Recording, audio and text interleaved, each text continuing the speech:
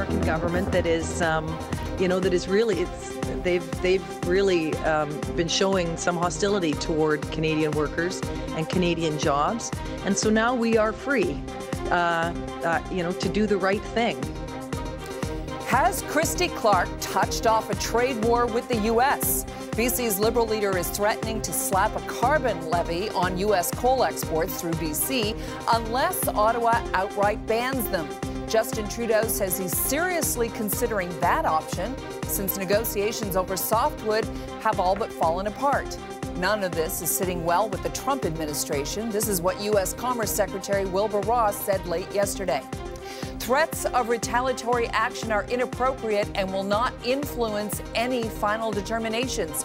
We continue to believe that a negotiated settlement is in the best interests of all parties, and we are prepared to work toward that end. Well, coal is just one of the ways Justin Trudeau's government is threatening to fight back against tariffs imposed on our lumber. The government is also reportedly looking at trade tariffs on a number of Oregon industries, like their wine, their wood chips, plywood, and flooring. Oregon has been most vocal in its support of the tariffs on Canadian lumber.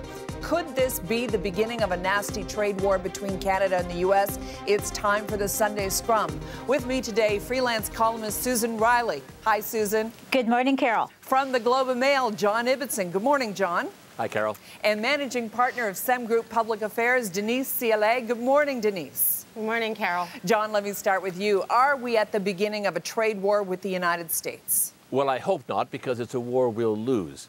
Look, it's very emotionally satisfying to say that if the Americans are going to irrationally impose tariffs on softwood lumber again, that we will impose tariffs on them, tit for tat. We'll show them who's boss and so on.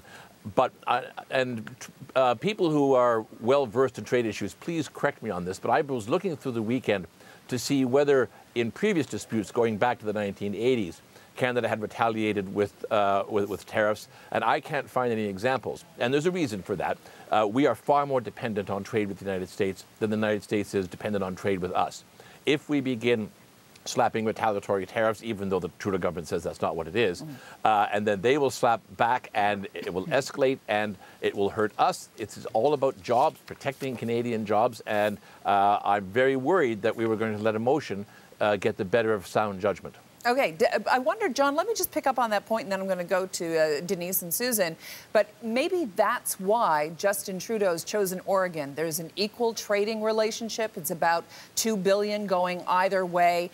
And it's the Democrat there, Senator, has been most vocal on the softwood lumber issues. So maybe, do you believe it when Justin Trudeau says this isn't about the United States, this is about Oregon?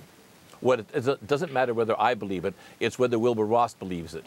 The Commerce Secretary, and you read his statement on Saturday, he certainly sees all of this as threats of retaliatory tariffs, and he doesn't like the look of it. And if that's what the Americans are saying and thinking in Washington, then that's what it is. All right. Denise, let me bring it to you. What do you think? Yeah, and I absolutely agree with John on this. This is not a fight that, number one, we're in a position to fight, but also in a position to win. Like, here is the key component is that when we look at whether it's from BC, Saskatchewan, Alberta, and clear across the country, our trade relationships with the U.S. are so strong. But this is symptomatic, again, of a Canadian government that is not quite clear where the U.S. stands on particular trade issues. And so with BC Premier Christy Clark, this is a few days before the election, is posturing. You know, what else would Prime Minister Trudeau say except to suggest that they would be interested in looking at that position? Again, very vague. Same with Rachel Notley as an NDP leader. And so it puts us in a very, very difficult position where we ought to actually be bunting this to our trade negotiators, the bureaucrats who can actually put forward policy projections, put forward real negotiation platforms rather than what we see, I think, in BC with Premier Clark really election posturing. Okay. Susan, this is what Justin Trudeau said in a letter to Christy Clark on Friday, after Clark asked Ottawa to ban coal shipments. The Government of Canada is considering this request carefully and seriously. I have asked federal trade officials to further examine the request to inform our government's next steps. More saber rattling, or do you think Ottawa is ultimately willing to take trade action? It's very hard to say right now, but I don't think there's anything wrong in their posturing. And furthermore, I think Christy Clark's play was very clever. I think that, and the other thing, the thing she's talking about is banning the export of American thermal coal, which is one of the most polluting emissions contributors of all the different fossil fuels, from a BC port. This is a win for the environment if it happens, or it could potentially be. At least it's a symbolic win. And I think it certainly got the Americans' attention. As to Wilbur Ross's response, I mean, inappropriate is one step up from insensitive, and it's a long way from disgraceful. I thought that Wilbur Ross's response was fairly measured, and he then went on to repeat what the Canadian side has been saying from the beginning, which is we want to really resolve this through negotiation. I think it got the Americans' attention, and I think it was a good ploy all round. So Susan, how do we balance though the idea around the environment and then also the economy? Because you've got to believe that Seattle is going to pick up, right, all of these exports immediately. If BC says we're not doing it, there are going to be thousands of jobs lost. And that's a conversation I think we also need to put into the mix as part of it. Well, yeah, I'm not sure how many thousands of jobs will be lost, and I also not sure this will ever come to pass. I mean, we're talking about negotiating tactics right now. You know, the Americans don't shrink from making wild threats, especially Donald Trump. I don't think this is a wild threat. I think this is a way of getting their attention. We've been talking all along, and endlessly, the ministers have been talking about how a trade war obviously will hurt on both sides of the border, both consumers and businesses. I agree with that. Everybody agrees with that.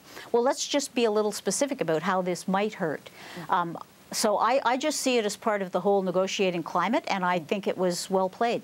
John, let me add this in. Here's a bit more of what Wilbur Ross had to say in yesterday's statement beyond it's inappropriate. He says the decision to impose tariffs on Canadian softwood lumber was based on the facts presented, not on political considerations.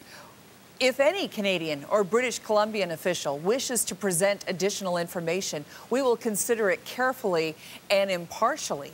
What do you make of that statement, John? Well, sure. It's what the Americans, again, have been saying since the 1980s. Yeah. They think we subsidize our lumber industry, which is mostly takes place on Crown land by the government issuing stumpage fees below what the market price should be. They say that over and over again, and they impose these tariffs over and over again. But look, you know, this would be an interesting strategy if the Trudeau government were confronting the Obama administration or the Bush administration or any administration other than this one. But we have a rogue president. We don't know what the American administration even is. We have no understanding yet what the true power of the cabinet secretaries are. We don't understand properly the relationship between Congress and the president. I do know, because we've watched for 2 years, that whenever Donald Trump feels threatened, whenever his dignity or manhood or whatever it is that matters so much to him feels threatened, he doubles down, he retaliates, he escalates. If this is something that comes across comes to his attention and he starts tweeting up a storm, it's not good. Yeah, except that these measures are directed at a Democratic senator in Oregon who's been a champion of the American, who's been an enemy, I guess, of the British softwood lumber trade. So I mean, they've been quite scrupulous about not specifically talking about Trump. Will it catch his attention? I agree, John. Anything you do with this president is highly, is dangerous in a sense. But you can't just lay down and let them trample all over you, especially when they don't have a case, especially when, this information that Ross has been suggesting, there's nothing, everybody knows in Canada, there's nothing we can say to prove a case, our case, which has already been vindicated by several international bodies and trade tribunals and whatnot. I mean, the U.S. lumber industry does not have a case, really.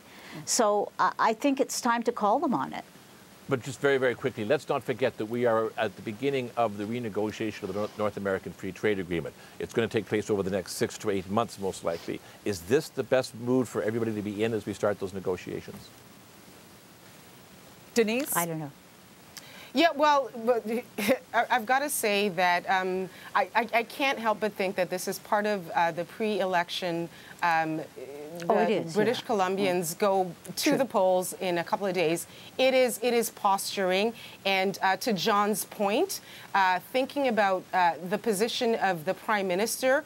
What are we saying in terms of how we walk into that negotiating room as we think about NAFTA and what our position is? And I think that's where we ought to be more concerned about rather than what, quite frankly, right, a Liberal premier in BC who's down in the polls, who's looking to, say some stuff that'll buoy her numbers or whatever it is. And then, interestingly enough as well, an NDP opposition, even though leading, is not really proffering anything much more than that. And so when we start to talk about trade, you think this is politics at home, Denise? You think this is just politics at home? Justin Trudeau trying to help his Liberal counterpart in BC. Absolutely. All right. Absolutely. We want to get people at home involved in this debate. Tweet me at Carol McNeil. Just remember to use the hashtag Sunday Scrum.